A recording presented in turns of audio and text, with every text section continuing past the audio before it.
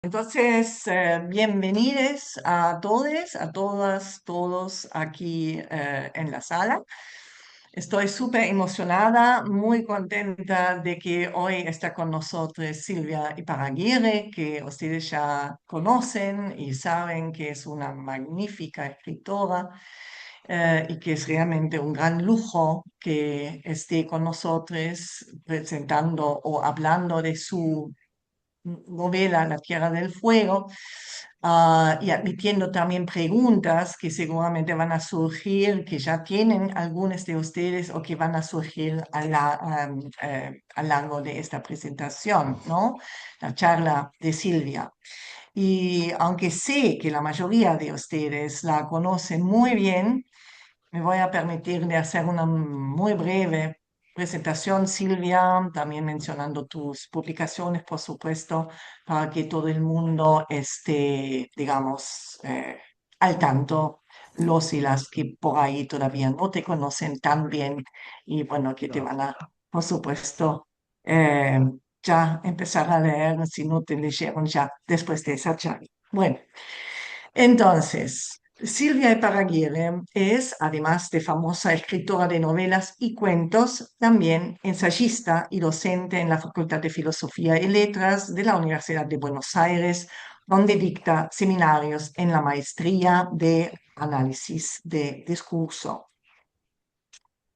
Es autora de los libros de cuentos En el invierno de las ciudades de 1988, Premio Municipal de Literatura, Probables lluvias por la noche de 1993, El país del viento de 2003 y Del día y de la noche, recopilados en 2005 en el volumen Narrativa breve y en 2024 en el volumen Cuentos reunidos en Alfaguara.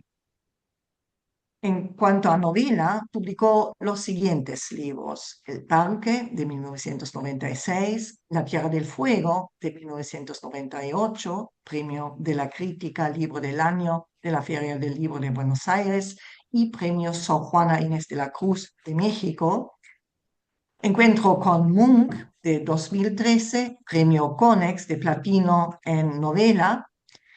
El muchacho de los senos de goma de 2007, La orfandad de 2010 y Antes que desaparezca de 2021. Estas últimas formando su trilogía Historia Argentina. Sus novelas han sido traducidas a por lo menos 10 idiomas. Además, la crónica-ensayo Tierra del Fuego, una biografía del fin del mundo, se publicó en 2010 y su autobiografía como lectora, La vida invisible, en 2017.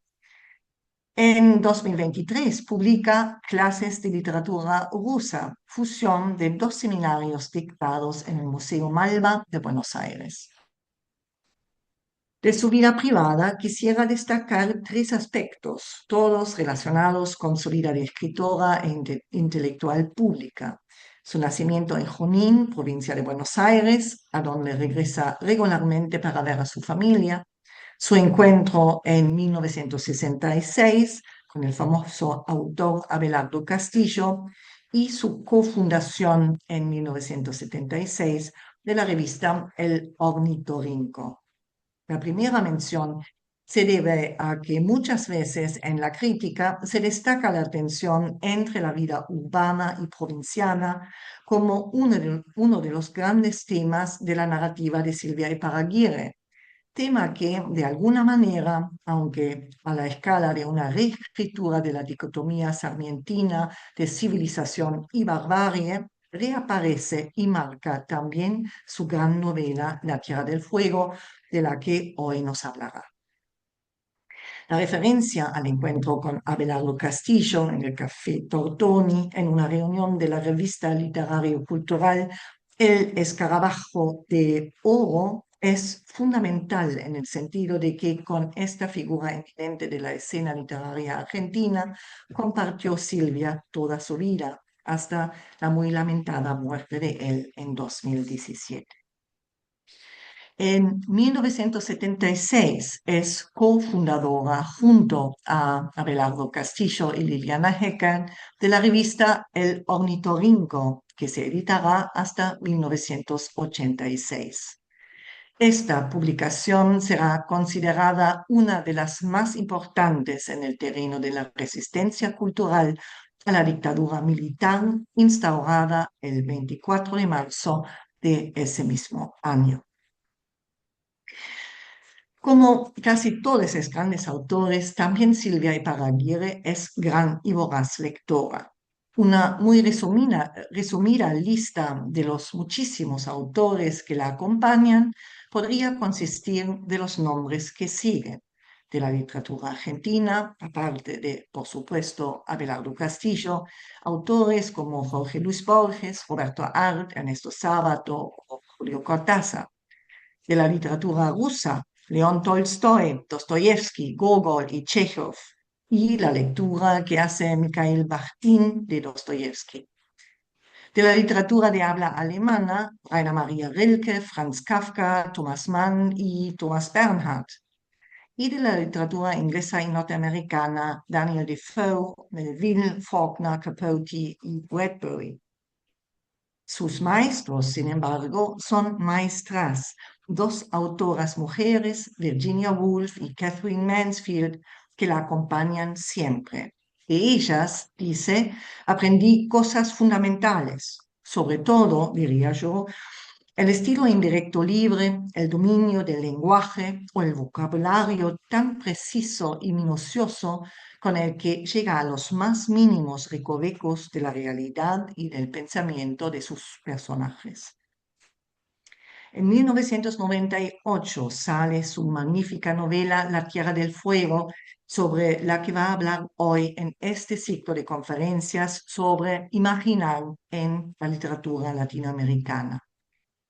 Sin adelantarme a sus propias palabras, quisiera terminar esta brevísima presentación con una cita de Antonio Riqueni, sacada de una crítica sobre La Tierra del Fuego, publicada muy poco después de haber salido el libro. Cito: la forma en que la aventura es narrada por quien fue el grumete de la embarcación que trasladó a Batten a Inglaterra, lo acompañó en su regreso y, años después, asistió al juicio en las Malvinas, así como los retratos de personajes secundarios, el de Fitzroy y el de ese pasajero al que llama el doctorcito y no es otro que Charles Darwin, resultan irrefutable calidad literaria. La Tierra del Fuego es, sin dudarlo, una novela que quedará entre las mejores escritas en la Argentina de estos últimos años, no solo por el vigor y el atractivo del relato, por su lograda recreación, sino por el alto nivel estético de su prosa. Alguien ha dicho que el principal protagonista de toda buena obra de ficción es el estilo. En esta novela de Silvia Iparraguirre, la excelencia de la escritura se destaca tanto como la historia de esa fascinante criatura que fue Jenny Pack. Bueno, y con esto, querida Silvia, quiero pasarte la palabra, agradecerte otra vez muchísimo desde ya tu gran generosidad y amabilidad de estar con nosotros y compartir ahora tu reflexión sobre tu propia novela. Muchas, muchas gracias. Claudia, muchísimas gracias por este repaso me he quedado absorta con los detalles. Te aseguro que sí, una breve presentación, bueno, exhaustiva. Muchísimas gracias. Y yo les doy las gracias a la Universidad de Jena y a Claudia Hammerschmidt, porque estoy encantada de estar en Alemania. Y les voy a decir por qué. Porque esta novela que ella menciona y que va a ser el tema de mi charla de hoy, recuerdo que ustedes hablan como segunda lengua el español, así que voy a tratar de hablar lentamente, pero en caso de que algo no quede claro, por favor, hagan así, yo estoy encantada de repetirlo. Como al mismo tiempo lo que dijo Claudia, a mí me gusta muchísimo la opinión de los que están escuchando. O sea que al final de la exposición vamos a dejar un tiempo, unos minutos, para que ustedes puedan participar. Me interesa todo tipo de inquietud, todo tipo de pregunta, no solo tal vez sobre la Tierra del Fuego, sino lo que quieran de la literatura argentina. Tuve la gran suerte de ser alumna de Borges en la facultad cuando dio literatura inglesa, así que eso también. Pero hoy me voy a centrar en una experiencia de escritura que fue una gran aventura en mi vida y que me comprometió enteramente. Y les voy a contar ahora por qué. Pero antes les quiero mostrar, porque la primera traducción que salió inmediatamente, por eso estoy encantada de estar en Alemania, créanme, fue la edición alemana. ¿La ven ahí? ¿La pueden ver? Sí, se puede La ver, sí. edición Pocket de bolsillo de Fischer Verlag y la edición de tapa dura de Alexander Festerler. Y esto fue por mi querida amiga Raigu de Mertin, de una agencia literaria de Frankfurt, que trajo la novela a Europa, ni bien salió en Argentina. Él la trajo en su original, porque todavía había entrado en prensa la novela en aquel momento. Bueno, voy al tema. ¿Por qué digo que me compromete enteramente? Porque es un tema, el tema indígena, el tema de los pueblos originarios que esta novela toma, este caso, digamos, del siglo, de las primeras décadas del siglo XIX, en el sur del mundo, en el extremo más austral del continente americano, la isla de Tierra del Fuego, la aventura de Jimmy Button, llamado así por los ingleses, pero cuyo nombre real Yamana fue Omoilume, y así lo voy a nombrar yo, Omoilume. Digamos, la idea, la historia de los pueblos originarios no es una historia para mí libresca o intelectual o puramente literaria, sino que pertenece a mi historia personal. ¿Por qué? Porque mis abuelos en la provincia de Buenos Aires, eh, en el siglo XIX, se casan y mi abuelo compra una porción de tierras en un lugar que se llama Los Toldos. Los toldos significan los toldos hechos con cueros de animales de los indígenas. Es una vivienda indígena mapuche. Eh, Mi abuelo compra tierras en este lugar que se llamó Los Toldos a fines del siglo XIX y fueron vecinos de las 16.000 hectáreas que el gobierno argentino le dio a Ignacio Coliqueo, que era un cacique mapuche. Eh, Quiere decir que mis abuelos, mucho antes de mi vida, de que yo apareciera, porque mi padre es el último, el más joven, más chico de una larga familia enorme de hermanos. Eh, Él era niño en ese entonces, vivían en el campo y tenían una vecindad completamente cercana con los llamados indios en aquel momento, ¿no? A casa de mis abuelos españoles y vascos, mi abuela española, llegaba un misionero. Mis abuelos, con un criterio muy católico, reunían a familias que venían benévolamente, porque siempre pensé yo, ¿qué pensaba esta gente cuando mi abuela en un sulky? El sulky es un transporte del campo muy ágil, de ruedas grandes, pero para dos personas tirada por un caballo. Mi abuela iba a la tribu, como se llamaba, uso la terminología de principios del siglo XX, fines del siglo XIX, no ahora. Los iba a buscar para, entre comillas, salvarlos del concubinato, es decir, de la unión sin matrimonio. Ellos venían con los chicos a casa de mi abuelo hacía un asado, todo esto yo lo conozco por tradición familiar. Mi padre hablaba mapuche bastante, luego mi abuelo vende el campo y se viene a vivir a Los Toldos, al pueblo, a la ciudad. Y yo recojo todas esas historias que son de buena vecindad. Tengo incluso un recuerdo muy antiguo, yo tendría 5 años, que mi abuela dijo que iba a venir, porque estos eran recuerdos traídos a las reuniones familiares. Mi papá nos enseñaba a mi hermana y a mí mapuche. Marí Marí es el saludo. Hola, ¿cómo están? Entonces mi abuela anuncia que va a venir una vecina de ella, ex vecina del campo, a traerle unas cosas del campo. Esta señora era una señora indígena. Entonces, cuando mi hermana y yo y mis primos, que pasábamos los veranos en una casa gigante de mis abuelos, supimos que iba a venir una persona que era ya remota para nosotros, estábamos muy expectantes en la vereda y sale también mi abuela. Entonces llega la primera vez que yo vi una persona indígena, una señora muy, se conoce que lo que me impresionó más es que era muy viejita, muy anciana, tenía la cara muy arrugada, tenía un pañuelo en la cabeza. Se bajó del sulky y se abrazaron con mi abuela. Ese es el primer recuerdo que yo tengo de una persona perteneciente a los pueblos originarios. Me quedó grabado para siempre. Pero no solo eso, sino todo lo que rodeó a esa buena vecindad entre mis abuelos, que no hubo jamás ni discriminación. Al fin y al cabo, mis abuelos también eran llegados a la Argentina, eran gente de otro país, de España, pero hubo siempre una convivencia tan genuina que eso a mí me quedó para siempre, me quedó como una visión, ¿no? Como un modo de mirar.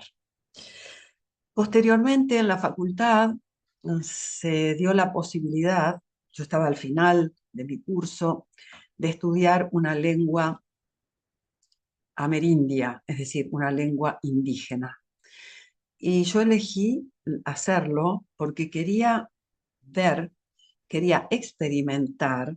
Yo hice lingüística en la facultad, quería experimentar cómo era una lengua que no tuviera la racionalidad aristotélica de las lenguas indoeuropeas, ni del griego, ni del latín, ni de las lenguas romances que hablamos, que no, que fuera, que estuviera por fuera, que fuera otra cosmovisión y otra organización del mundo. Sabemos que la lengua es la que organiza el mundo de alguien. Así que aprendí com. Com es mal llamado toba. De todas maneras, la enseñanza fue absurda, con un método absurdo. Se trajo lo que se llama lingüística, un informante a la clase, se le preguntaba, él respondía, pero no era el modo realmente de estudiar una lengua, fue muy precario, de todas maneras, y era como incómodo traer una persona, sentarla al frente de la clase y preguntarle cómo se dice, era el antimétodo, todos lo comprendimos, pero era la única oportunidad. De todas maneras, a mí me dio la posibilidad de comprender una lengua que no tenía absolutamente nada que ver con los criterios mentales con los que uno aprende una lengua, digamos, europea. Y eso me dio también la posibilidad de entender la básica desinteligencia que había en las preguntas que le hacían los blancos a los indígenas. No la podían comprender. No me voy a detener en los sistemas de posesivos, en los verbos, para darles una sola idea. Los verbos en com no tienen infinitivo, simplemente son en acción. Y también los sustantivos dependen de si uno está viendo el objeto o la persona o no lo está viendo. Es decir, si yo digo perro, la pregunta del hablante com es, ¿lo veo o no lo veo? Porque son distintas formas de decir, si está en presencia o en ausencia. Entonces, esto da una mínima idea de la imposibilidad de los famosísimos cuestionarios que se utilizaron, no solo en toda América, ¿no? para interesarse, entre comillas, sobre las lenguas y sobre los pueblos originarios. Así que yo a partir de ahí escribí un cuento que está en mi primer libro, en El invierno de las ciudades, que se llama El dueño del fuego, y que tomo irónicamente, muy sarcásticamente, esta situación, ¿m? Donde de pronto el personaje, se para pedir permiso para algo y todos tienen como unos segundos de pánico frente a esa presencia impredecible. Ese fue mi segundo, digamos, eh, mi primera vez que tomo un personaje de pueblos originarios, en el caso Com, mal llamado Toba. Pero ocurrió que en los años 80 tuve que hacer una corrección de la traducción del libro de Martín Gusinde, ese extraordinario antropólogo, que tiene una obra también extraordinaria que se llama Los indios de Tierra del Fuego, y en 3 tomos. Uno de esos tomos se llama Los Yámanas. Los Yámanas eran un grupo, son, porque hay descendientes, grupo canoero, se llama Nómades del Mar, que llevaban el fuego en las canoas, el fuego no se extinguía nunca. Era eso lo que les daba bastante pánico a los europeos, porque ellos lo sabían, entonces durante la noche rodeaban a los barcos que llegaban por el Cabo de Hornos y se veían como pequeñas hogueras y no se distinguía otra cosa en la oscuridad, cosa que les daba bastante. Ellos sabían que eso ejercía cierto temor, ¿no? El interés de los yámanas, estoy hablando de los viajeros que llegaron, a eso voy ahora inmediatamente, era la intención de los yámanas, pueblo pacífico, igual que las 4 etnias que habitaron la Tierra del Fuego, los Selknam, los Alacaluf del lado de Chile, los Yámanas en el canal Beagle y los Haush, todos al borde de la extinción el día de hoy y cuyas lenguas se han perdido, salvo rastros que se están recuperando felizmente y con arduo trabajo. Por ejemplo, hoy hablábamos con Claudia de Víctor Vargas Filgueira, descendiente yámana. Entonces, estas etnias, este grupo al cual perteneció el personaje que yo tomo en esta historia, fueron parte de la embestida eh, europea, digamos, ¿no?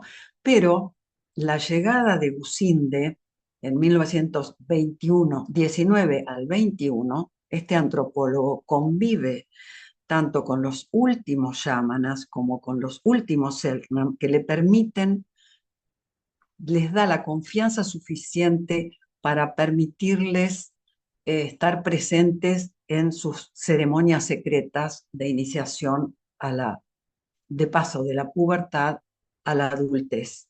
Estas etnias no conocen lo que nosotros llamamos adolescencia, pasan, un chico, un niño pasa de los 11, 12 años a participar del Seijus, en caso de los yámanas, que es donde se les enseñan las aptitudes de ser un adulto, cazar, poder pasar hambre, poder entrar al bosque, saber pescar, saber mariscar, saber enfrentarse con una ballena. Imagínense esto en una canoa que tiene 6, 7 metros de largo y con arpones, y sin embargo lo hacían. Vivían en un ecosistema perfecto, y yo creo, lo que más me conmovió cuando conocí a fondo esta historia, que les estoy dando simplemente algunos datos, es que los yámanas, igual que estos grupos de los que hablo, fueron como el testimonio humano, el testimonio de la resistencia humana para sobrevivir como comunidad en uno de los lugares más inhóspitos del planeta, que es el Cabo de Hornos, el tan tremendo Cabo de Hornos para los navegantes de todos los imperios. Ahora voy a hablar de eso. Entonces son un testimonio conmovedor de cómo el ser humano pudo llegar hasta el confín del austral. El Cabo de Hornos es la última isla del continente americano en el sur, después viene el polo.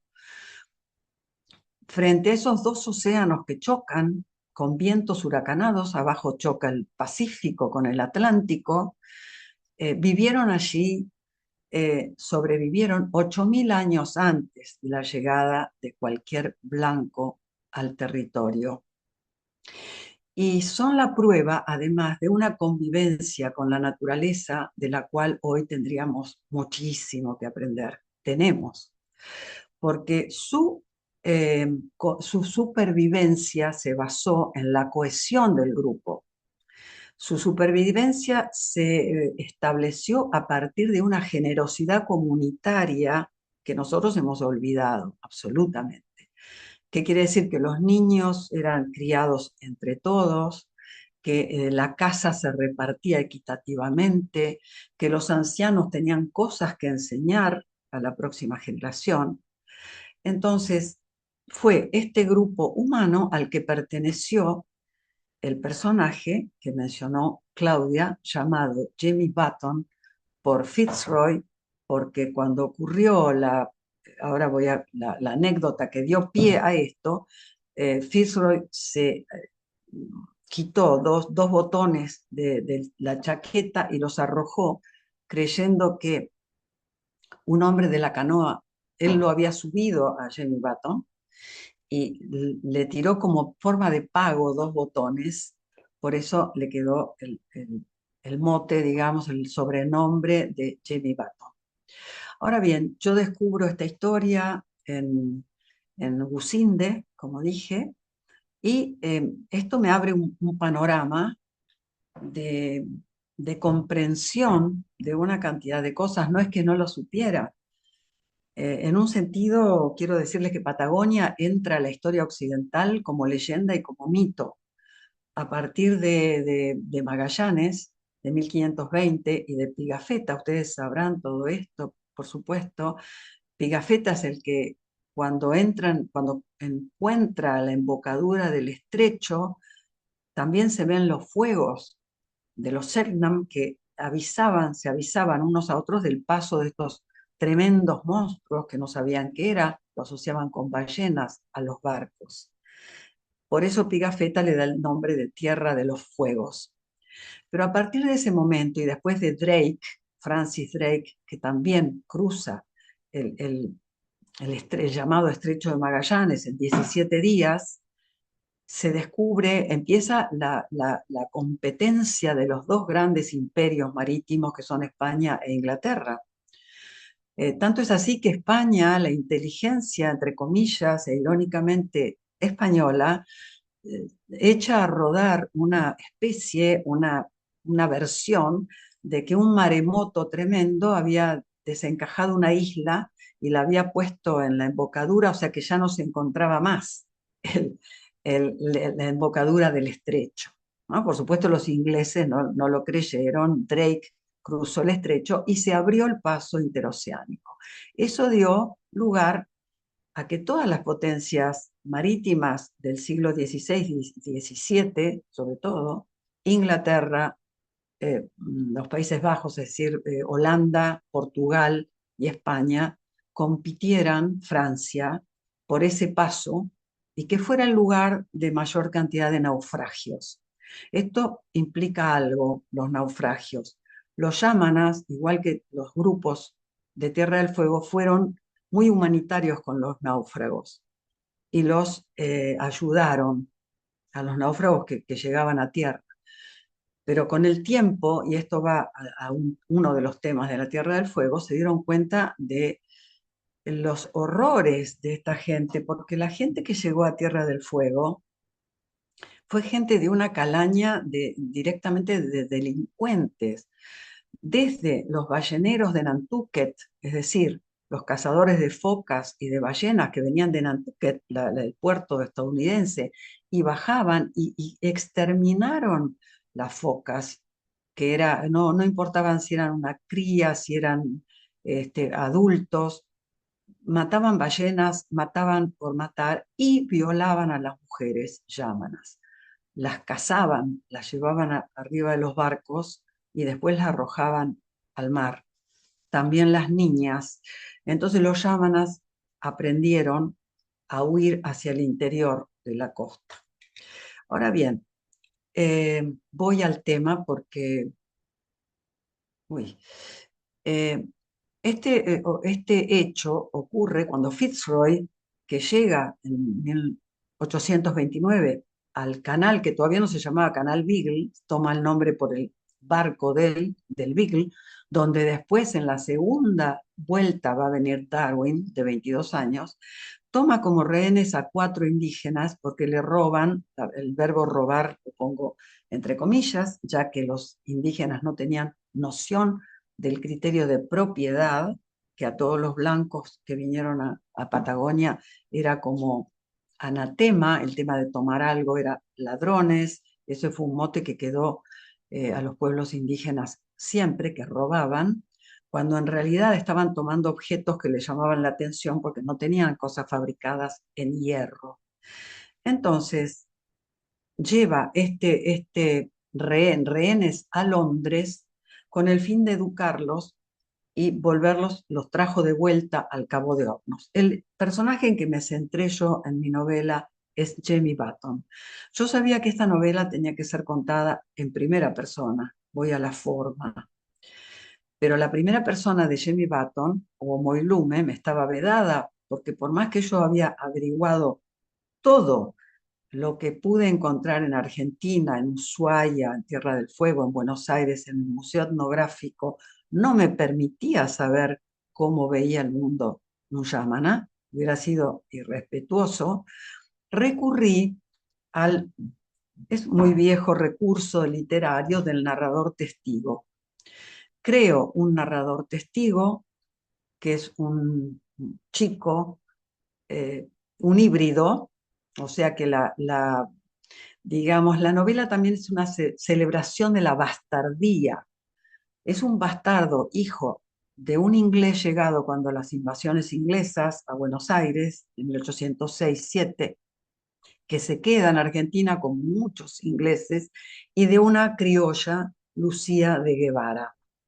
No se casan porque Lucía es católica y los padres, y el inglés protestante, que era una cosa imposible de pensar. Así que huyen, en La Pampa ocurre esto, en la provincia de Buenos Aires, y se instalan en un lugar que se llama Lobos.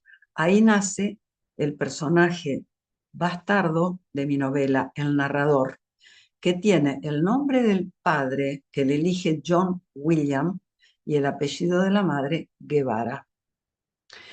Este muchacho recibe la instrucción, aprende a leer con Robinson Crusoe. El padre ha sido marino y ha llegado como soldado marinero al Río de la Plata. Le enseña a leer y escribir en las dos lenguas, maneja las dos lenguas. Acá viene algo de Borges: en la discordia de mis dos linajes, dice Borges en el sur, y eso le pasa a mi personaje. Entonces, este chico digo con el criterio actual en la Argentina, para un muchacho de 17 años, cruza y en Montevideo consigue subir como grumete al barco real de Fitzroy. Quiere decir que mi novela es ficción que engarza o envuelve a una historia real. Son dos protagonistas, dos coprotagonistas. Uno es el narrador, que es John William Guevara, una especie de gaucho rubio, embarcado con Fitzroy que va hacia el sur, y el otro en el sur, que lo suben como rehén, es Omoilume, que tiene más o menos la edad de él. En la ficción, Fitzroy le pide a John William Guevara, que se llama Jack, le dicen, a este chico gaucho rubio, que se haga cargo del yamana y que le enseñe inglés. Entonces se produce una especie de hermandad o de amistad de dos seres de los confines, una amistad que me gustó mucho escribir, que son llevados al centro del mundo, o sea, de la periferia hacia el centro del mundo, que era Londres en 1830. Y como dice Nabokov, la literatura está en los detalles. No es menor saber, porque yo después quiero hablar un poco de la que es muy importante, lo que hay debajo de esta novela, que es todo lo que yo pude reunir de información y de documentación, que sería como para 3 novelas más. Pero por ahora les digo ese detalle literario, pero que es real. Cuando llegan a Londres, Londres ese mismo año deja la luz de grasa de ballena, de aceite de ballena, e inaugura la iluminación a gas. ¿Por qué esto tiene algo que ver con el tema de la novela? Tiene mucho que ver, porque a mí, ¿qué es lo que me sedujo de este tema? Es lo que anticipó muy bien Claudia. Es decir, nosotros estamos marcados en la Argentina por la dicotomía sarmientina de Facundo, de 1845, libro capital de nuestra literatura, y anteriormente El Matadero, un cuento que es el cuento fundacional de nuestra literatura, de Esteban Echeverría, que proponen civilización y barbarie. Por supuesto, la civilización es lo europeo, lo que tenemos que hacer, a lo que tenemos que aspirar, y la barbarie es lo que se tiene que liquidar en algún sentido. Hay que luchar contra la barbarie, lo que da lugar a una anomia, o sea, de una falta de regulación en el trato posterior con los grupos indígenas, que es realmente terrorífico, de una crueldad inimaginable. Entonces, la posibilidad era esta. Desde Magallanes, que acabo de mencionar, hasta el siglo XIX y entrado el XX, la única visión que se tiene de América es la del blanco europeo. O sea, ¿quiénes miran? ¿Quiénes ven? ¿Quién es el otro? Inasimilable, el otro extraño, esa otredad imposible de asimilar. Es el indígena, los pueblos originarios. El que mira siempre es un blanco europeo. La jerarquía en la zona de contacto, que esto llama Mary Louise Pratt, zona de contacto, es siempre jerárquica. No importa que el marinero que viene con Magallanes o que el marinero que viene con Fitzroy siglos después sea un analfabeto del Liverpool o alguien de los barrios humildes de Londres, siempre va a ser superior. Su mirada va a ser cosificadora del personaje que ve y por lo tanto legaliza cualquier actitud que se tenga con esa persona. De hecho, nunca son considerados personas. Nadie nunca se interesa ni por su lengua, ni por su cultura, que consideran que no la tienen, ni por su hábitat, ni por nada. Es una sola mirada de ojos imperiales, en el caso de Fitzroy, que cosifica al otro. Por eso, el nombre de esta charla le puse, es una pequeña escena, breve escena de la novela, Tequehueca, no entiendo lo que dice, porque cuando llega Fitzroy al Beagle, al después llamado Beagle, a Ulaya, como se llamaba Ushuaia, conocerán que es la ciudad más austral del mundo, el nombre viene de la palabra yamana, Ulaya. Cuando llega a Ulaya, sube, lo rodean las canoas yámanas y Fitzroy permite que suban algunos yámanas a bordo. Esto es real, esto es historia. Entonces, ¿qué hace Fitzroy? Inmediatamente les empieza a hablar en inglés, con esa ceguera y sordera típico del que llega, desde el que llegó desde 1520. Ahora estamos 3 siglos después, 1829. Entonces, no solamente los sube a bordo, sino que los hace sentar y les lee la Biblia. Era un religioso bastante fanático. Y después choca con Darwin por el tema de la esclavitud. Es una escena que me divertí mucho, después les voy a cuando la cuento. Entonces, ¿qué le dicen con toda lógica los yámanas a Fitzroy? Tequehueca, Tequehueca. Ah, dice Fitzroy en su lógica pétrea, Tequehueca debe ser el lugar acá donde viven. Entonces dice, esto se va a llamar, ahora llama, él menciona y le da nombre, esto se va a llamar Tequehueca. Hay una ensenada cerca de la bahía de Ushuaia, en el sur, que se llama Tecmeca, mientras que lo que le están diciendo los llamanas es, no entiendo lo que dice. Esto cifra, es icónica. La escena viene, como bien comentamos en un mail con Claudia, desde Colón, recorre toda América. Es impresionante en la simplicidad que dice todo. Bueno, este muchachito es llevado a Londres, es cortado el pelo, lo llevan a una granja para que aprenda inglés, lo visten, lo lavan, lo peinan, le cortan el pelo, le enseñan a hablar, lo civilizan, entre varias comillas, se lo muestran al rey y a la reina, como era habitual llevar papagayos, monos, animales exóticos, plantas y también seres humanos. Y después se encuentran en Inglaterra con una pregunta que nadie puede contestar. Y es genial porque aparece en el Times, yo tengo la documentación, ahora me voy a tomar un momento para eso porque es bien interesante. Todo el mundo dice, bueno, empieza un año después, todos empiezan a decir, bueno, ¿y ahora qué se hace con esta gente acá? Eran tres, uno había muerto de viruela, de los cuatro indígenas que llevó, no eran todos yámanas. Eh, Fuegia y York Minster eran alacalufes, o sea, de la parte chilena del archipiélago. Entonces se empieza a inquietar Fitzroy también y va al almirantazgo y dice, bueno, los tengo que llevar de vuelta porque no se saben. Pero por debajo estaban las instrucciones confidenciales que tenía Fitzroy.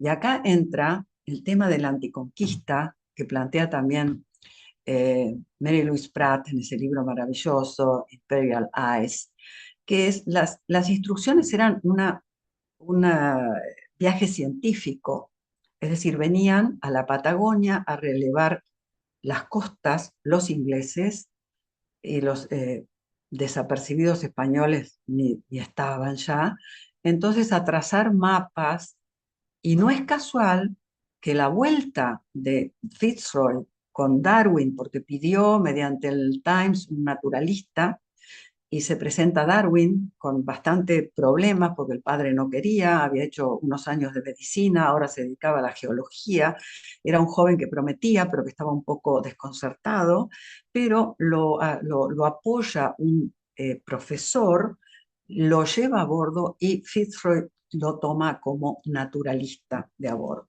Entonces viene esta expedición científica que trae las instrucciones confidenciales del almirantazgo, que es relevar las costas patagónicas, que le interesaban fundamentalmente a Inglaterra. ¿Por qué? Primero, por el escorbuto, que era una enfermedad que diezmaba las tripulaciones si no se comía algo natural y si no se tomaba agua fresca y se comía algo de verdura. Los viajes duraban muchísimo. Quiere decir que el paso por el Cabo de Hornos y por el Beagle y el Magallanes era capital para tener lo que se llamaba indios amigos, es decir, que te proveyeran de alimentos, de animales faenados para llevar a bordo. Era capital, sin pensar además en que le interesaba ubicarse a los ingleses. Tanto es así que el viaje de vuelta en el que se embarca Darwin y traen a Jemmy Button otra vez con el propósito no declarado pero evidente de que sea puente con los yámanas y tener indios amigos en el sur. Pero ¿qué pasa? Esto es en 1831-32, cuando lo traen de vuelta. En 1833, curiosamente, los ingleses toman las Islas Malvinas, llamadas Falkland, en Inglaterra. O sea que toda esa relevar datos costeros tenía un evidente interés geopolítico, pero evidentísimo. Dentro de ese plan general, el plan con Baton era establecer un puente. Lo dejaban allí, tenía que enseñar inglés en un criterio tan cerrado que uno casi es increíble, pero ellos pretendían que este chico, muchacho, digamos que tuviera 19 años, traído de nuevo al Cabo de Hornos, enseñara a su grupo a hablar inglés y lo que es más ridículo todavía, Inglaterra, Londres se puso cuando se salió en el Times que se traía de nuevo a los indígenas al Cabo de Hornos, y hubo una colecta para instalarlos. La colecta demuestra, es otro de los detalles que demuestra la ignorancia absoluta de los ingleses acerca de lo que era la Tierra del Fuego y la Patagonia. No tenían idea. No tenían ni idea ni cuál era el clima, ni quiénes eran las personas que ahí vivían, al punto tal que le forman una casa de esas prefabricadas, que fueron después famosas en la India, que se llevaban de madera, y les llegan juegos de té, manteles, al Cabo de Hornos. Ese es otro de los detalles del absurdo de la empresa. El hecho es que lo ponen a Jimmy Button, se baja también Fitzroy, y están a la expectativa, al punto que hacen una apuesta con Fitzroy. Darwin y Fitzroy, esto es real, del diario de Bitácora de Fitzroy, hacen una apuesta a ver qué va a hacer Jimmy Button, si va a transmitir lo que ellos le enseñaron inmediatamente o qué va a pasar. Así que lo plantan en el cabo, en la costa de Ushuaia, vestido con bridge, botas, galera, guantes, y ocurre una cosa tremenda que todos podemos comprender. Ellos se sientan aparte, por supuesto que los yámanas, que tenían una vista impresionante, ya sabían que el barco venía, y 40 canoas se acercan a la costa. Entonces todos están expectantes, esta escena es real y literal, bajan los parientes, la madre, los hermanos de Yemi, de Omoilume, y lo rodean y lo miran de arriba abajo. Entonces Fitzroy le ordena hablar, que hable inglés y que hable. Y como a cualquier ser humano le pasaría, Omoilume sufre un bloqueo. No puede hablar ni el inglés ni su propia lengua. La familia se va, lo deja, y están muy decepcionados, tanto Darwin como Fitzroy. Darwin opina que fue lo mismo que dos caballos que se encontraran en el campo. Ellos habían esperado no sé qué escena. Bueno, esto es una de las partes de la Tierra del Fuego, pero después, ahora, antes que lleguemos al momento de las preguntas, espero, yo puedo seguir, hay muchísimo para decir. Yo, a ver, todo esto lo tenía yo ya cuando escribí el primer borrador de la novela, y acá quiero un pequeño paréntesis. Yo creo que el reservorio máximo de un escritor o escritora es su imaginación. Yo había conocido todo esto, pero lo dejé de lado y había escrito el borrador de la novela. No le quería ni poner ni agregar nada, quería saber si yo misma, o sea, como ser humano, como especie, podía darle la dimensión y después corroborar todo lo que había escrito. Fue entonces que empezó otro momento de la investigación. Y ahí fue cuando descubro en Londres, en el Public Record Office de Londres, donde se pueden consultar y sacar documentos sobre los que hayan pasado 150 años, todo lo que la iglesia anglicana hizo con los yámanas.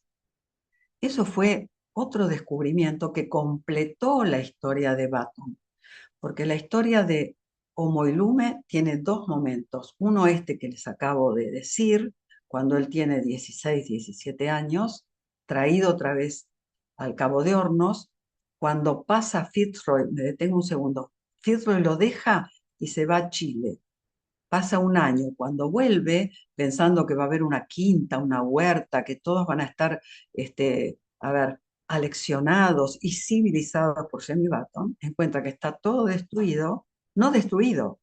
Los yámanas usan todo para lo que necesitan, la madera para el fuego, desde ya que no van a encontrar el juego de té. Entonces lo encuentran a Jimmy Button otra vez vuelto a la desnudez del Tierra del Fuego, cubierto de grasa de foca, con una chica que ya es su pareja, y que le dice a Fitzroy que sufre un shock. Le dijo, nunca más Inglaterra, nunca más. Eso también es textual. Él le dice, Jamie, te queremos llevar a Inglaterra. Y él dice, nunca más Inglaterra, nunca más. En esa respuesta está todo, ¿no? Lo que en esta opacidad que nosotros no sabemos lo que sintió o lo que experimentó, lo puedo conjeturar como novelista, pero en esa respuesta está todo. Pero la historia de Baton no termina ahí. Casi 30 años después, los yámanas masacran, asesinan, son palabras del Times, en 1859, a 6 anglicanos que se instalaron en el Cabo de Hornos. Armaron una casa que hacía de capilla, de iglesia, se bajaron a cantar los cantos que ellos no entendían, pero sí entendieron que estos hombres venidos del este, para los cuales los yámanas no tenían diferenciación, eran los mismos holandeses, franceses, ingleses, salesianos, anglicanos, protestantes, para ellos tenían una sola determinación de estos hombres que eran los hombres venidos del este, los blancos, y que siempre tenían un propósito. Entonces, matan un grupo de yámanas, matan a 6 anglicanos. ¿Quiénes eran estos anglicanos? Habían fundado la Sociedad Misionera Patagónica y se habían instalado en Keppel, en una isla del archipiélago de las Malvinas. Ahora, ¿qué hacían? Mandaban un barco a traer chicos yámanas a las Malvinas, son 500 kilómetros por mar, para aleccionarlos. Llevaron chicos a Europa que se murieron todos. Los yámanas tenían una cosa casi sagrada con los chicos. En un lugar de supervivencia tan tremendo y estricto, la sobrevivencia de niños era crucial. Entonces se dijo que el que lideraba esa matanza había sido Jamie Baton. E Inglaterra, a través de cartas al Times, se exaltó digamos, diciendo que ingratitud de este salvaje que había sido educado en Inglaterra y que ahora ocurría esto. Bueno, el hecho, para terminar esta historia, que es la que cuenta mi novela, es que él mismo se presenta, hubo un juicio en Malvinas acerca de esto, se corre la voz de que van a mandar una expedición punitiva a matar a los yámanas. Entonces, ¿qué hace el personaje que habíamos conocido de 18 años, que ahora tiene 40 y pico, 40 y algo, que es muy grande para la etnia, para el grupo? Por propia voluntad va a las Malvinas, sabiendo que o lo van a encarcelar o lo van a matar. Entonces se arma un juicio en Malvinas, una inspección, y eh, sale absuelto porque no hay una prueba fehaciente. Y muere años después de viruela, en 1864. Pero la historia tremenda, me parece, de este ser humano individual, pero que habló por todo a través de su historia, de todo su grupo, es este doble atropello, esta doble agresión sin atenuantes, tanto del imperio en la persona de Fitzroy e incluso de Darwin. Está en el famosísimo, bueno, es el viaje en que Darwin echa las bases de su teoría, ¿no es cierto? Y después el siguiente desastre, que fue la misión anglicana, fundada por Allen Gardiner creo que en Brighton, sin tener la más mínima idea ni de a dónde iba, ni de dónde era, la, ni quiénes habitaban. Solamente buscaban un lugar en el mundo donde hubiera salvajes que convertir.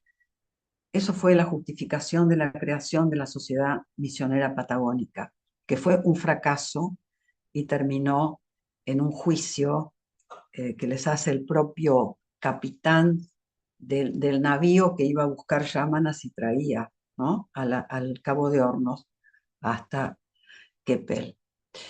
Así que La documentación, y con esto termino, cierro para que podamos conversar. Me quedan muchísimas cosas, no sé si fui clara, hay demasiados aspectos, pero la documentación fue crucial. ¿Por qué? ¿De dónde sale la intención mía, como hablé de mi historia personal, de escribir esta novela? De la desconfianza de la historia oficial argentina, ¿no? Eh, en 1992 se exalta los 500 años del descubrimiento de América. Europa y España en particular exaltan los relatos y se exacerba un relato del descubrimiento, entre comillas, de América, de toda esa épica de la conquista, de la épica religiosa. Y contra esto, que fue a 1992, empiezan a aparecer los contrarrelatos, es decir, todo aquello que a partir de los años 90, en distintos géneros, sea periodístico, sea oral, sea novelístico, empieza a aparecer como un contrarrelato de esa historia oficial y de esa, digamos, exaltación europeísta para dar lugar a las voces americanas. Tuvo que pasar mucho tiempo para que apreciaran los propios relatos, para que las voces americanas desmintieran o corroboraran la visión europea. Entonces, esto fue la desconfianza de todo lo que leí de la historia oficial argentina. Pero los documentos del Pabri Record Office me abrieron otra instancia, que fue la de ver los documentos sin intermediación. Es decir, yo estaba viendo documentos escritos con pluma de ganso de 1859, sin nadie que me los explicara, sin que no interviniera ningún relato intermedio, sino que tenía en mis manos una cantidad, entre ellos, de documentos, entre ellos la versión taquigráfica en inglés, del inglés que conservaba Button y de su declaración en ese juicio. Y eso es lo que yo incorporé, no, formalmente a la Tierra del Fuego.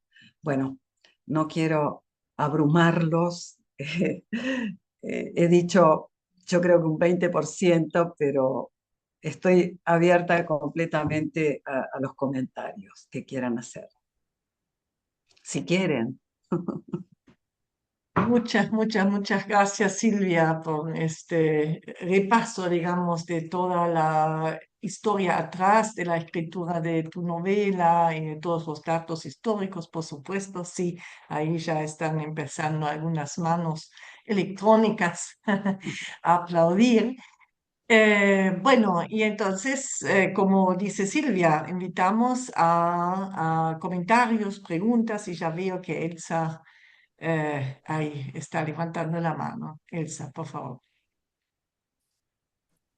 Sí, Hola, gracias por la charla iluminadora y yo tengo una pregunta acerca de, en mi tesis de bachillerato yo trabajé este tema de Jamie Button, pero especialmente en el libro alemán de Michael Ende, Jim Knopf, y me interesa si por un lado leyó el libro y qué opina del libro, y una segunda pregunta, em, ¿cómo se acerca, como porque es una novela histórica, cómo se acerca a un personaje como protagonista, claro, histórica?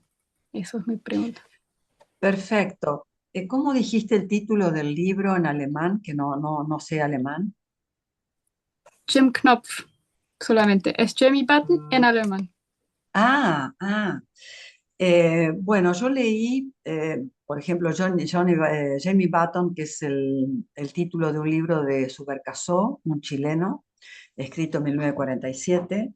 Después otro libro en inglés que se llamó Tres hombres en un bote, pero de autor alemán, el que vos decís, no lo conozco.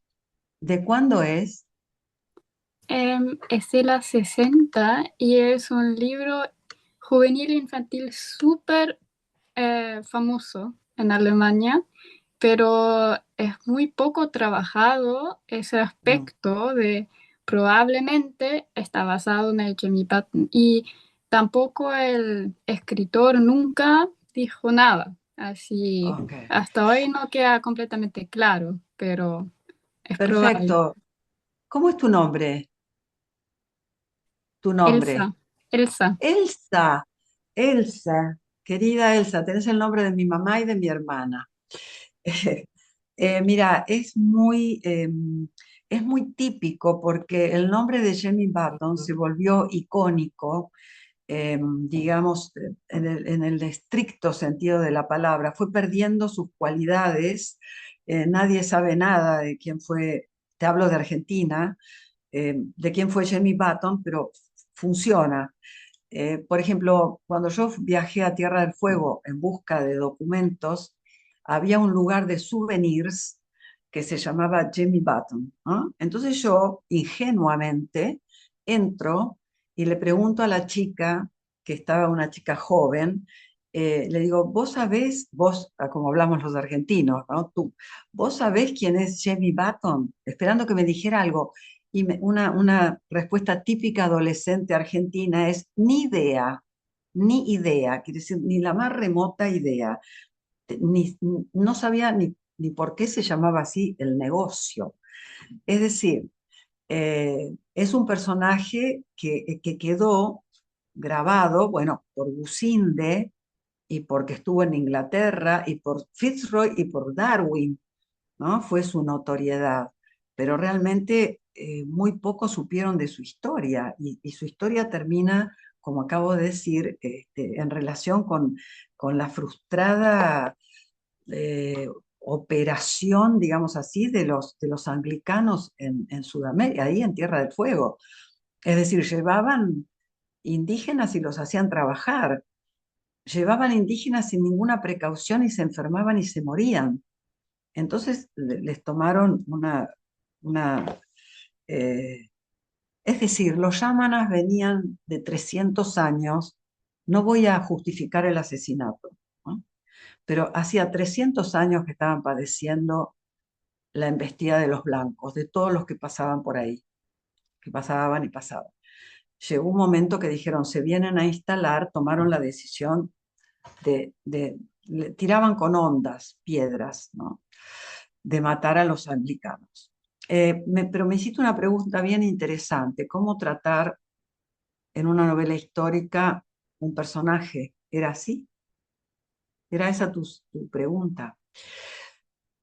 Primero, quiero decir algo acerca del mundo editorial. En el momento que sale La Tierra del Fuego, a mí me llevó 4 años de investigación y de escritura, sin tener, la verdad, nada que ver. Entró en auge la novela histórica, ¿no?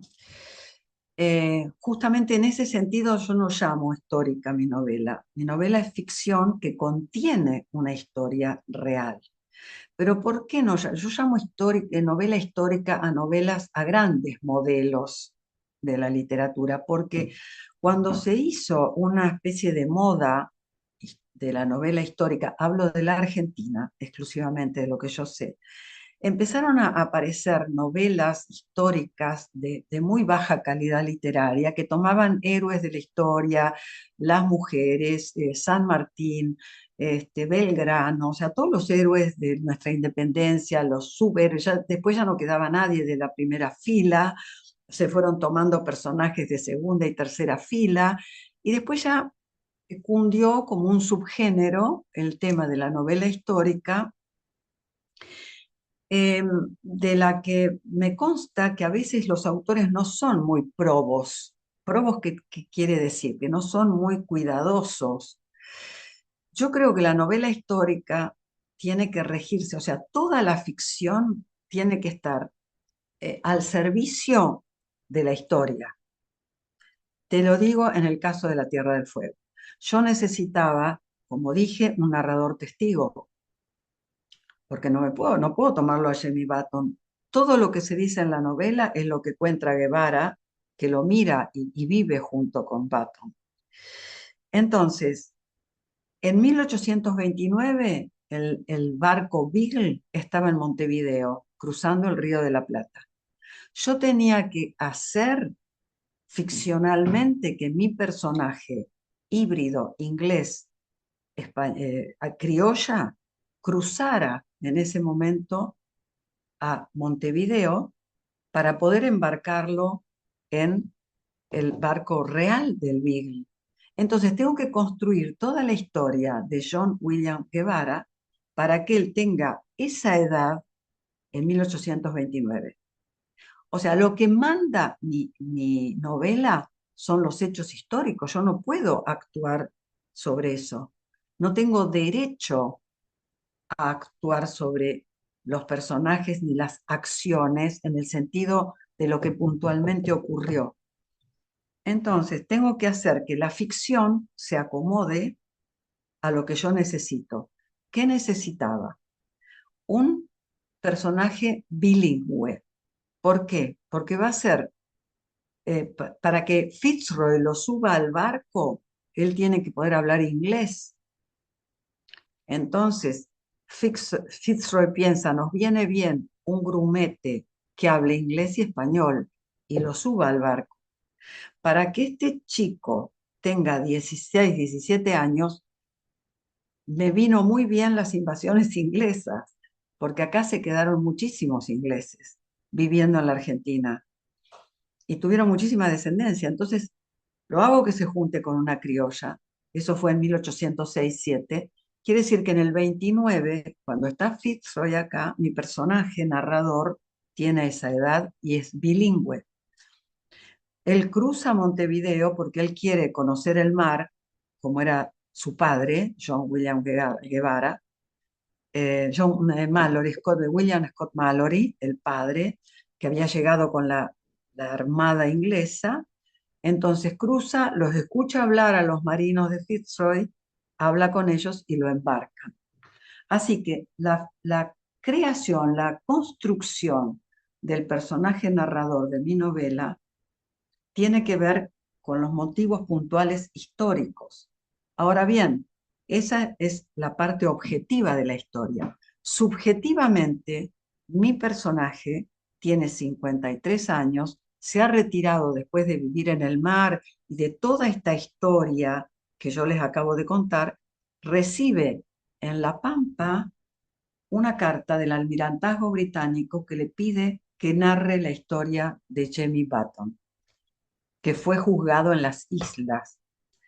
Entonces él en un momento dice que no quiere contar la historia de Button, que su destino está unido al de Button, así que va a contar quién es él.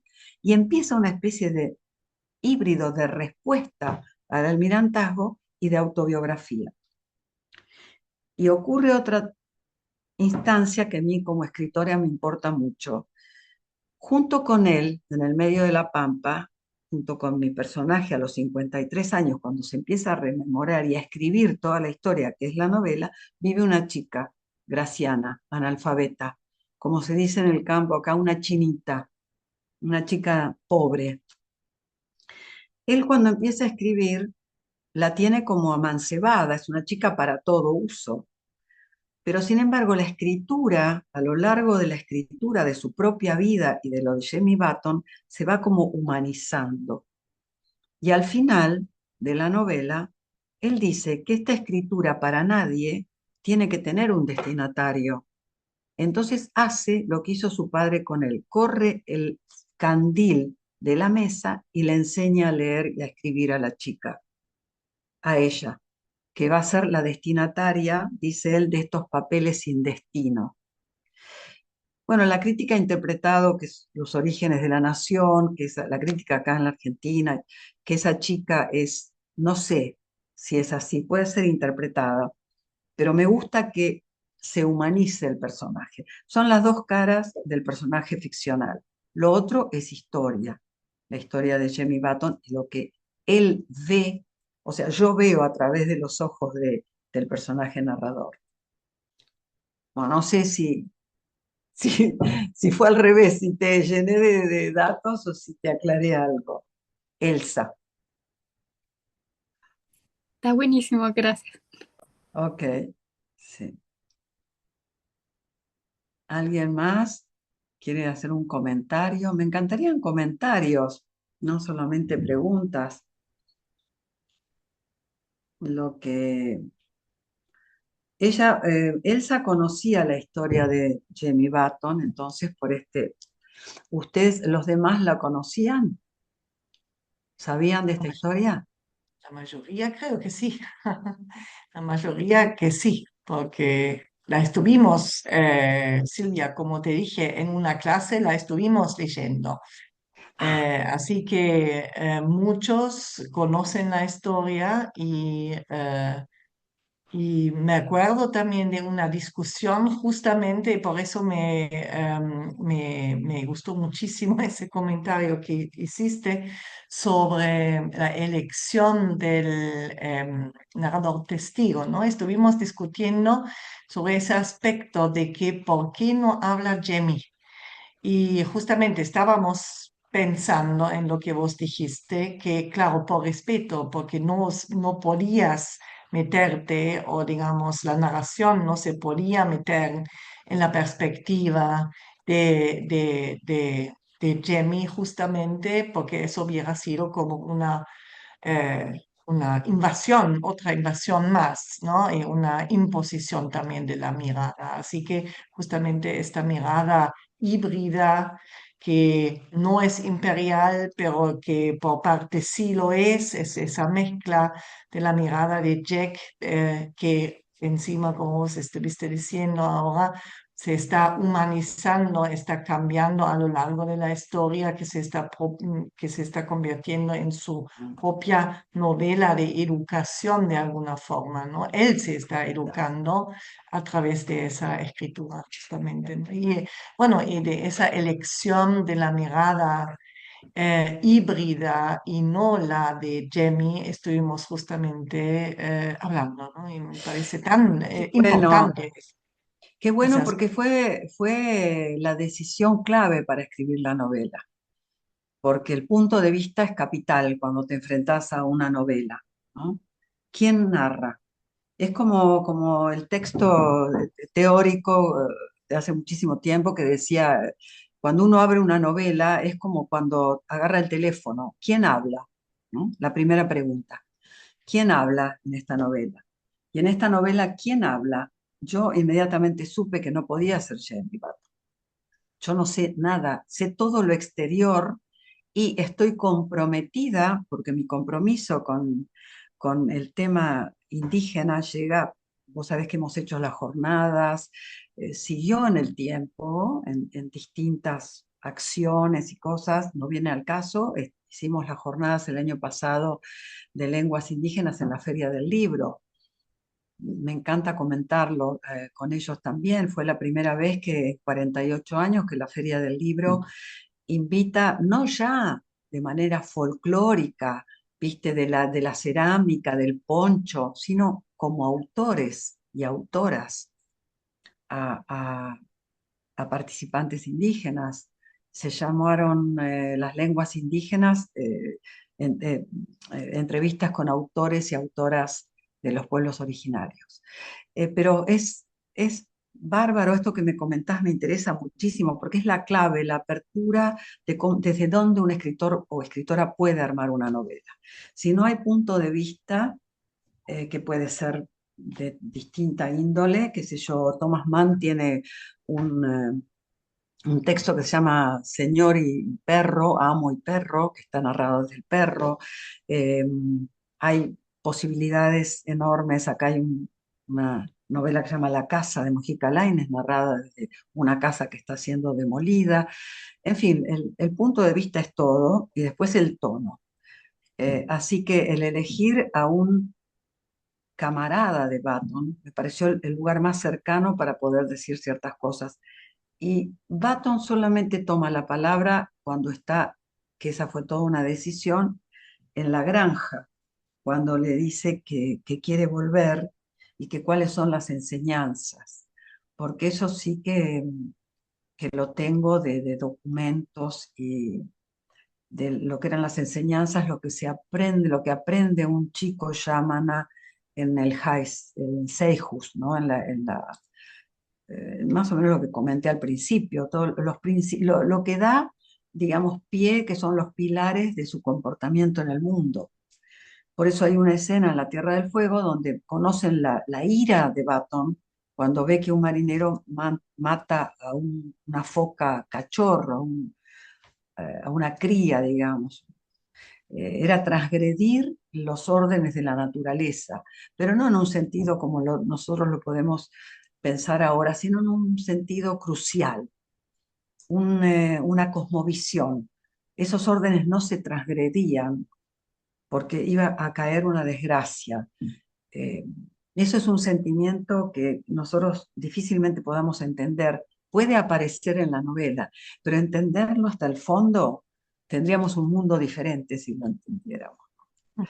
Eh, entonces, este punto de vista que tiene que ver con la construcción del personaje, tiene que ver mucho también con mi lectura de Bakhtin, que para mí ha sido capital para entender un género que yo trato mucho académicamente, que es la novela. Precisamente mi próxima seminario va a ser el discurso novelístico en la facultad, pero eh, yo leo con igual pasión teoría y ensayo que ficción, ¿no? Pero a la hora de escribir, lo que te auxilia en realidad es la imaginación. Sí, ahí es donde yo recurro, al menos con cierta, espero que con cierto éxito, porque me puedo poner en el lugar del otro, o sea, dentro de mis posibilidades. Y de eso se trata en la escritura, de poder ser un chico, un caballo, o, como dice Virginia Woolf, que vos bien dijiste, andrógino. El escritor es andrógino, escritor, escritora.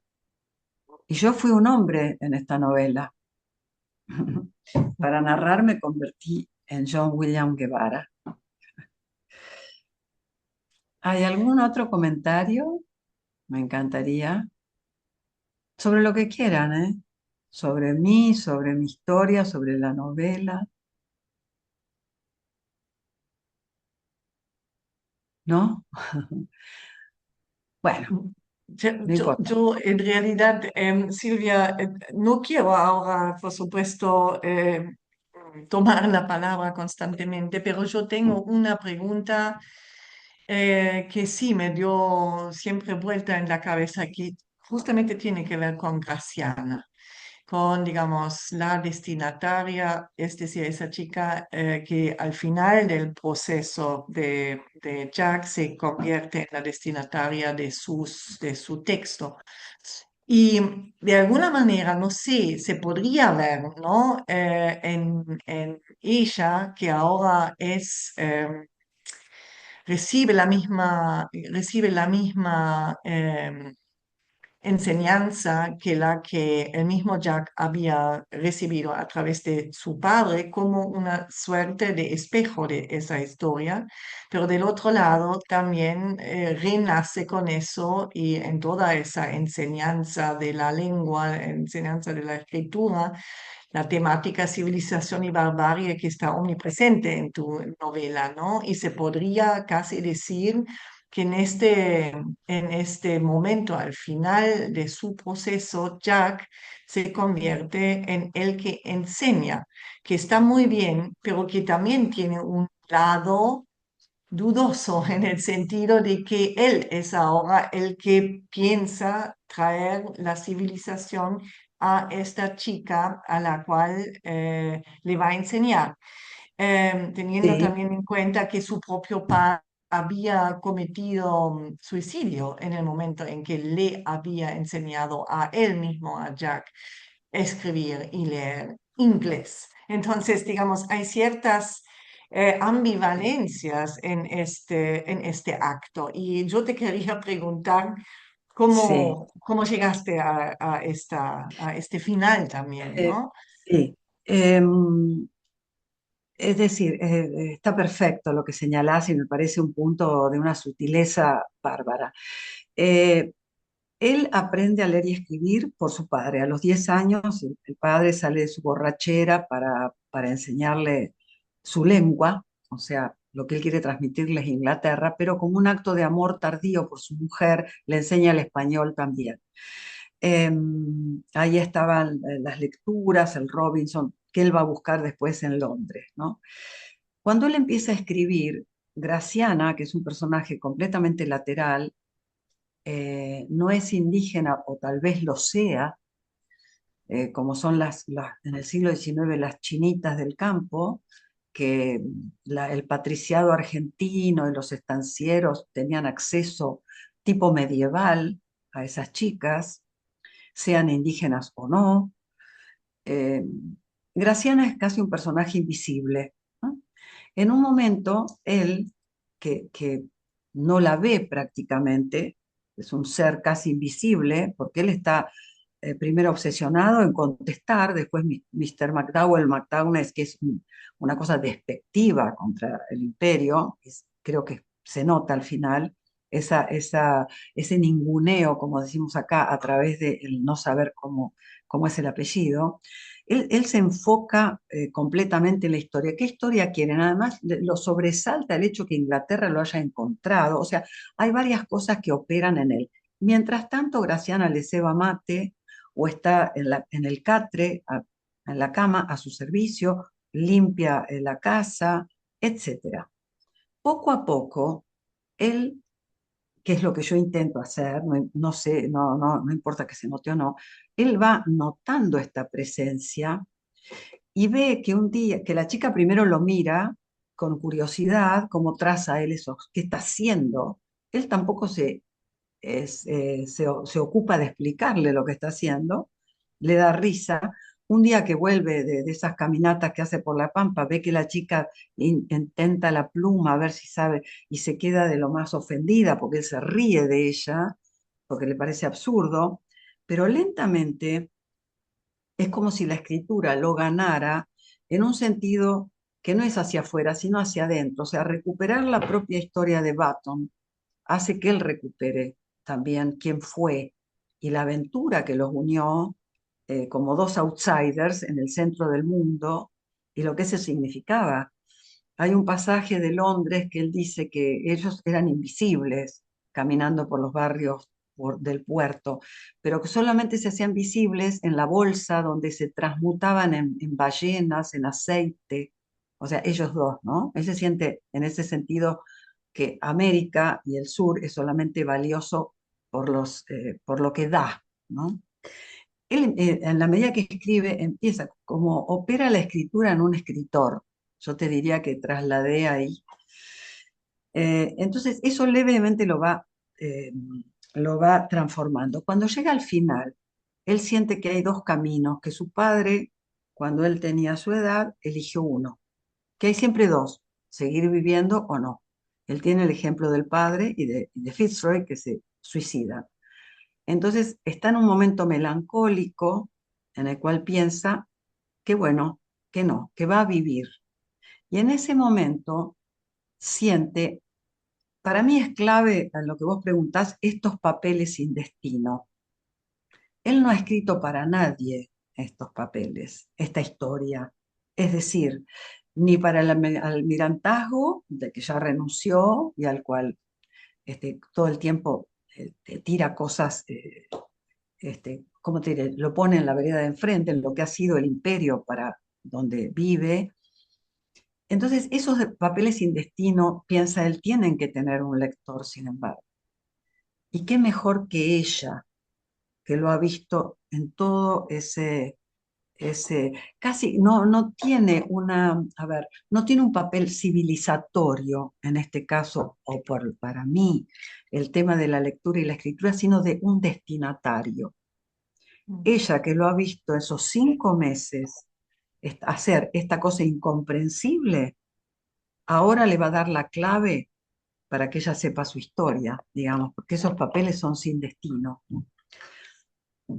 Fue en ese sentido, pero obviamente, Claudia, que también se lee, cada novela tiene un lector, tiene infinitos lectores y puede ser vista, él es un hombre letrado,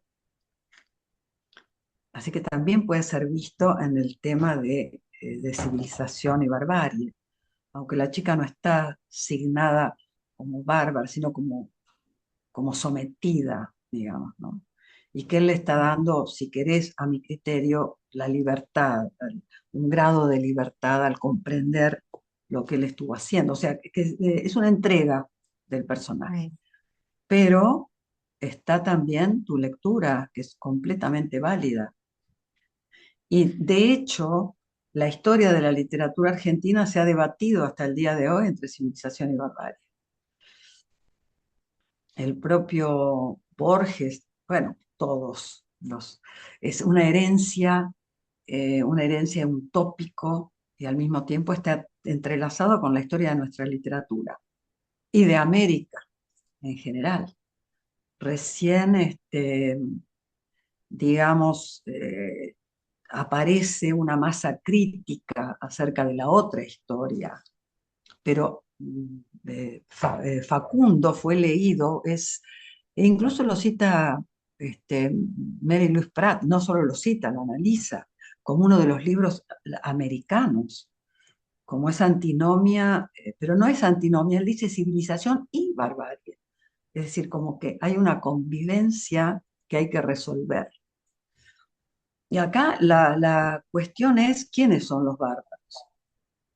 Yo creo que en mi novela, más allá de lo que vos decís de Guevara, los bárbaros son sin duda los hombres venidos del este y son esa sociedad anglicana monstruosa que se llevaba chicos, se enfermaba, no les importaba nada, aparentemente cristianos. No expliqué bien eso, bueno, en la novela está.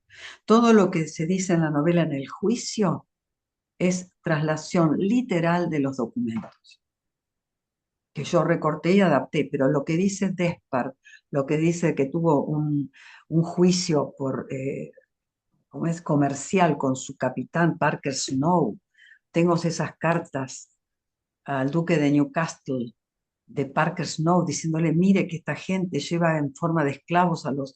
Y hay una cosa en los documentos que es tremenda. La hoja de papel está doblada en una esquina por los que reciben las cartas de Parker Snow y le avisan al duque, está este hombre exaltado, o sea, es como un memorándum chiquito para que el duque cuando lo vea no lo reciba, el duque de Newcastle, el jefe del Foreign Office.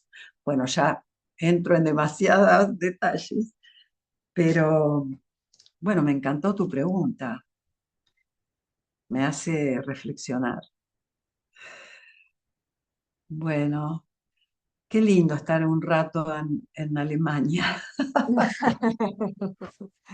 Y qué lindo haberte traído, digamos. Bueno, No, no, no, espero, no sé si alguien quiere decir algo más, agregar. Me gustaría, ¿son lectores de literatura hispanoamericana y argentina? ¿Algún comentario? ¿Son lectores de Borges? ¿Sí? ¿O de la literatura del siglo XIX? ¿Cómo es Hola. esto? ¿Es una En, maestría? ¿Cómo? en mi caso yo soy argentina y en realidad yo soy maestra, pero vine acá a Alemania para trabajar y vivir acá y estoy haciendo reválidas. Así que en realidad sí, la literatura argentina es la que estudié en el colegio, que bueno, si bien fue hace mucho tiempo, siempre la recuerdo mucho. Y, Sí, y bueno, y ahí hubo de todo. claro. Sí. Qué bueno, una Argentina, entre la gente que está hoy, que hace mucho que Sí. estás allá. Desde el 2022, ahora estoy Ah, haciendo la reválida para castellano porque esto no me lo reconocieron, así que bueno, acá estoy. qué bueno, mucha suerte. Me encanta haber tenido Gracias. alguien que escuchara también Sí, conociendo la literatura argentina. sí. Igualmente la historia así que contás y todo eso, por ejemplo, de Jamie Patton es la primera noticia que yo tenía que existía una Ah, personaje así, o sea, cuando leí tu libro, porque la verdad es que si bien yo estuve mucho tiempo en la Patagonia, sobre todo Puerto Madryn es mi lugar en el mundo más o menos, ah, pero nunca escuché, nunca me interioricé tampoco en lo que fue la historia en esa época. Así que claro, porque hay algo que ya que estamos agrego, porque lo que la historia oficial argentina relevó y sacó fotos, hizo una gran campaña, fue la llamada conquista del desierto de Roca, es decir, que fue el exterminio, no el exterminio, pero fue la cosa más cruel porque separaron hombres de mujeres, los embarcaron en... eso tampoco se conoce, por ejemplo, que hubo en Martín García, en la isla del Río de la Plata, hubo un centro de concentración de indígenas, eh, llevados por Roca, fueron llevados como mano esclava al norte, a Tucumán, a los ingenios azucareros. Es decir, hay una historia indígena que se conoce poco en la Argentina. Sí, pero Por- yo conocía más la historia indígena del norte, que también fue un genocidio, si vamos al caso. Ya solamente los indios Quilmes, traerlos caminando hasta Buenos Aires, fue una cosa que también era genocidio. Exacto. Pero como que el sur siempre fue, es una tierra misteriosa, es un lugar Es una muy, tierra misteriosa. es un lugar divino, precioso, misterioso, eh, mágico. mm. Por Pero eso, la verdad que muy bien, porque justamente yo digo que la Patagonia surgió entre la leyenda y el mito, entre las nieblas, viste, de la Tierra del Fuego. Pero fue un lugar sin ley, es decir, donde se llegó tarde, se llegó en el siglo XIX, o sea, más allá de todos los que pasaron, ahí todo el que llegó hizo lo que quiso. mm, Eh, por ejemplo, es poco, se sabe perfectamente que los Selknam, o sea, el gobierno argentino a fines del siglo XIX, para colonizar, le dio millones de hectáreas a los Brown y a los Menéndez de Chile, que se establecieron y cercaron todas esas hectáreas. Ahora, dentro de esas hectáreas quedaron los Selknam, mal llamados ONAS en la historia argentina. Entonces, ¿qué pasa? Los corrieron, pero no solo eso, los asesinaron, es decir, una cosa tan horrorosa como que había que matar indios. Entonces la prueba de que se pagaba 1 libra esterlina el par de orejas de indio. O sea, los cazadores de indios, que lo sabía, igual que los buscadores de oro, que fueron gente cruel de una calaña espantosa, le llevaban al estanciero ensartadas en alambre, podrían ser mujeres, niños u hombres, y se les pagaba. Entonces hubo un salvajismo, eh, no hubo colonia, hubo colonos, hubo una colonización de colonos en la Tierra del Fuego y de buscadores de oro como Popper, que hizo su propio país, acuñó moneda, estampillas en la Tierra del Fuego. sí, esa El historia sí gobierno la había argentino lo conocido, sí, dejaba, sabía lo sí, de Popper. sí, sí, lo de la estampilla Fueron, de él sí la conocía, sí. claro, es un lugar sin ley, Mm, de Deep South, o sea, el profundo sur, igual que el Far West, Far South. No había sí, reglas, no había normas, entonces fueron diezmadas, sin contar que para salvarte de estas salvajadas tenías las misiones, pero la misión, como lo conozco muy de cerca esto, conozco descendientes, en la misión tanto anglicana como salesiana, lo que hacían inmediatamente era obligarte a usar tu lengua, y tenías que convertirte al catolicismo y tenías que vestirte. Y esta gente se vestía y moría, porque se le transmitía la... O sea, ha sido un genocidio que no fue por las armas, como en el caso de Roca, de la expedición al desierto, sino que fue por la colonización, fines del siglo XIX y principios del XX. sí, pero si Bien, vamos a, todo esa enfermedad, todo ese genocidio a través de las enfermedades, desde Colón ya viene. O absolutamente, sea, absolutamente. llegó al sur en el 1800, pero ya venía desde antes. Sí, exactamente. Mm, Hay una cosa que yo pongo en un artículo que es cuando llega Juan de Garay, 1500, cuando funda Buenos Aires, a esto se le llamó el desierto. mm, Para los españoles y los europeos, el desierto, como para Coqueville, que es uno de los viajeros franceses que llega a América del Norte, el desierto era todo lo salvaje, todo lo todo lo que comprendía la selva, la montaña, lo salvaje, lo inexplorado. Pero acá, cuando llega Garay, lo cercan 3.000 querandíes, 3.000, pero se llamó el desierto. Eufemísticamente quedó en esa confusión semántica, toda la Patagonia y toda la Pampa era el desierto, aunque Yo creo haber estaba, leído, sí, yo creo haber leído una vez que se lo llamaba el desierto, no tanto porque fuera un desierto, sino que era porque era desierto de personas civilizadas blancas. ahí Y tenés la entonces, respuesta. entonces la novela también yo me fijé cuando la estaba leyendo, porque este Jack, bueno, sí, él estaba en Lobos, y Lobos Sí, era casi la frontera del desierto.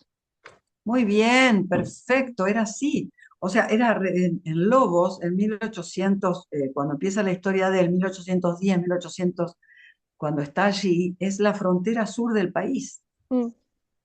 Uy, esto daría para muchísimo, pero no sé, los demás, Claro, bueno, sí. no quiero alargar, le pregunto a Claudia. Mira, Dale. una sola cosa. Cuando el tema de lo salvaje, lo que no era blanco, ¿no? Pero cuando se declara la independencia argentina en 1816, hace poco, hizo 200 años, los congresales que fueron a Tucumán, al norte, no había una cartografía de la Argentina, no se tenía un mapa.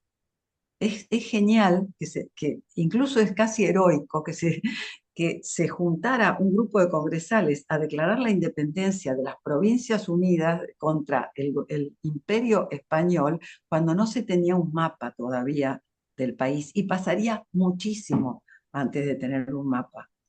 Eso fue en 1816 cuando el límite del río Colorado, donde empieza la Patagonia, ahí Mm, nomás. Después hay 2.500 kilómetros para el sur. Bueno, sí. Bueno, muchísimas muchas gracias, gracias. sí.